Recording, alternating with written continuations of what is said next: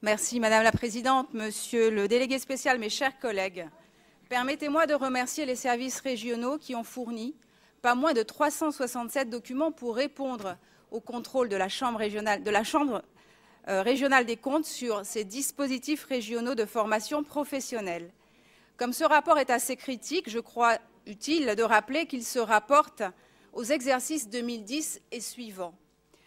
Je crois utile aussi de dire que les manquements pointés par la CRC reflètent l'héritage désastreux des politiques régionales menées par les précédentes mandatures. C'est pourquoi, depuis 2015, avec l'exécutif, nous appliquons des engagements nouveaux tout en nous attachant à réparer les erreurs du passé.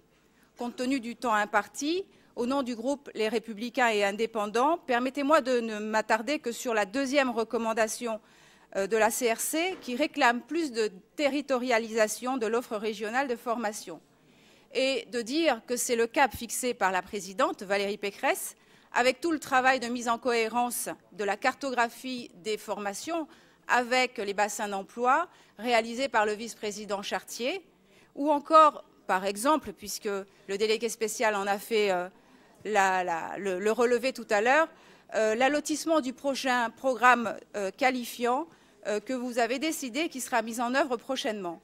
Je rappelle aussi que les dispositifs régionaux pour l'acquisition de compétences de base ou l'insertion professionnelle des jeunes qui ne sont pas compris dans le périmètre du contrôle de la CRC sont déjà territorialisés.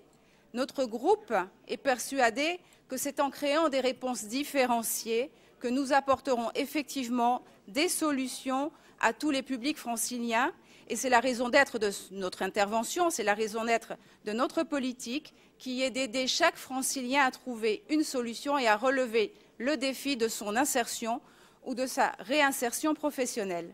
Pour terminer, je ne peux m'empêcher de rappeler que la recommandation de la CRC contredit le choix gouvernemental qui a été de définir le besoin de formation par secteur d'activité et non par territoire, dans la récente loi pour la liberté de choisir son avenir professionnel. Ceci étant dit, notre groupe salue le travail réalisé par la Chambre régionale des comptes, autorité indépendante qui veille sur la bonne gestion des deniers publics. C'est aussi une préoccupation de notre exécutif et je salue le travail qui est fait depuis décembre 2015. Je vous remercie de votre attention. Merci Madame Echiman. Monsieur Calfon. Monsieur Calfon, Monsieur Benaïm.